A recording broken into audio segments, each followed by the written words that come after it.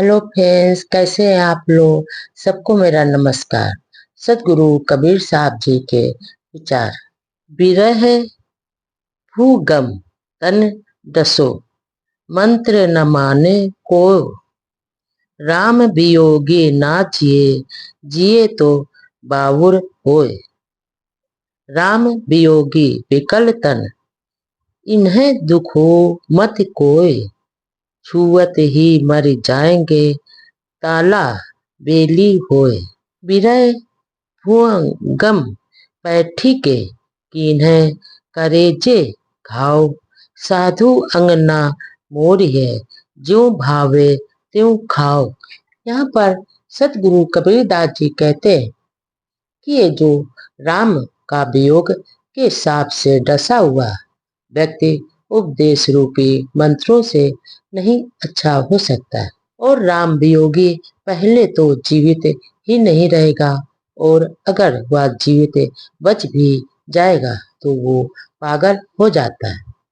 और अगर जो लोग अपनी आत्मा से अलग मानकर, राम मानकर और उसके वियोग में पीड़ित हो जाते हैं, उन्हें यह मत बताओ कि तुम्हारी आत्मा से अलग कोई राम नहीं है, नहीं तो वे तुम्हें बहुत दुख देगा होगा।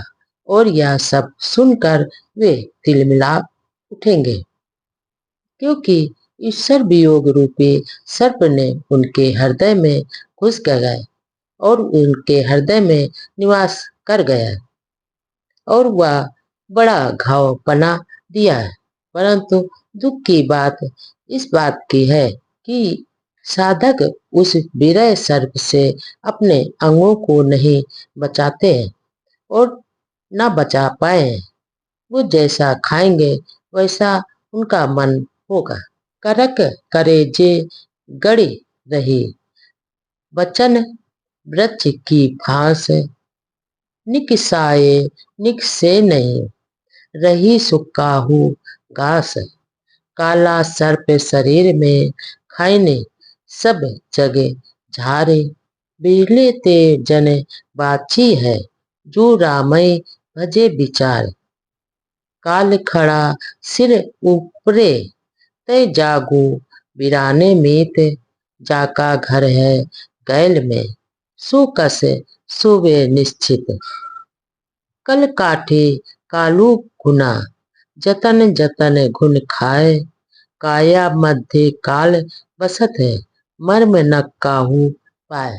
यहाँ पर सतगुरु कबीरदास जी कहते हैं कि ये जो बाड़ी रूप पेड़ के कांटे मनुष्यों के कलेजे में हमेशा चुभते हैं और चुभ गए, और वो रुक रुक कर बराबर उनको सभी को पीड़ा देते हैं, पीड़ा करते रहते हैं। यही नहीं, किसी के निकालने पर भी वो नहीं निकलते।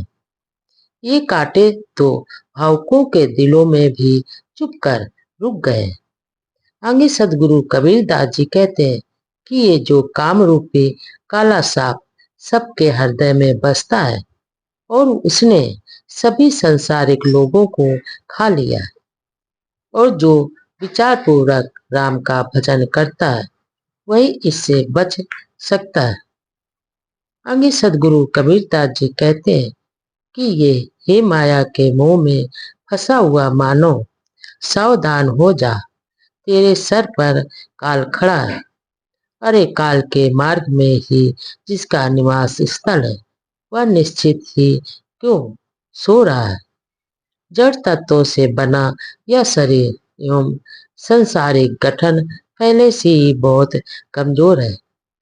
ऊपर से ये काल रूपी सर्प खून इसे धीरे धीरे खाकर निकम्मा बना रहा है। और यह रहस्य कोई भी नहीं जानता है कि शरीर के अंदर ही काल का निवास उसके है। अर्थात सभी ये मानो भ्रम में पड़े हुए। मन माया की कोठरी, तन संशय का कोट। विष हर मंत्र माने नहीं, काल सर्प की चोट। मन माया तो एक ही है, माया मन ही न समाये। तीन लोक संशय परे, मैं काहे कहूँ समझाए। बेहा दीनो खेत को, ब्याह खिताई खाए। तीन लोग संशय परे, मैं काहे कहूँ समझाए। मन शायर मनसा लहेर, बूढ़े बहुत अचेत।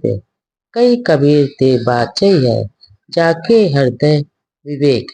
यहाँ पर सदगुरु कबीर दास जी कहते हैं कि ये जो संसारिक लोग माया को मन से अलग एक निरपेक्ष तत्व मानते हैं और यह भी मानते हैं कि माया ईश्वर या ब्रह्म द्वारा संचालित किया गया और उन्हीं के द्वारा जीवों पर दौड़ाए जाती है, जबकि वास्तविकता कुछ और ही है। वास्तव में जल तरंग न्याय मन और माया एक ही है, अर्थात ये जो माया का मन में निहित है। सदगुरु कहते हैं कि माया मनुष्य के मन की कल्पना मात्र है, मगर मैं किसको किसको समझाऊं।